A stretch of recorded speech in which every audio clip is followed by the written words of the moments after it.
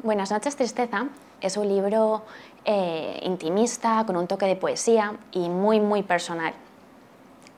En el cuento hago un argumento muy breve en el que explico que es un pequeño regalo a modo de cuento que hará cambiar tu actitud ante la vida y apartar todo aquello que te ensombrece y que no te deja soñar.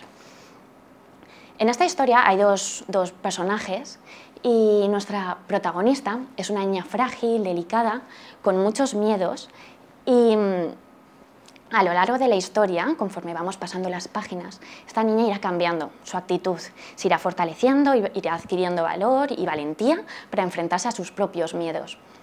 Creo que esta es una de las claves de este cuento, ¿no? La superación personal, la superación de uno mismo y la superación de dificultades ante la vida. Por otro lado tenemos a otro personaje, que es la tristeza.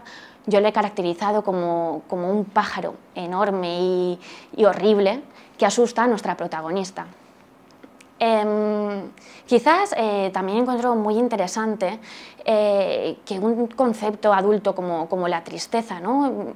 Encuentro muy interesante las dudas que pueda despertar en el público infantil y también me encantaría que este libro, que el lector se pudiera identificar, ¿no?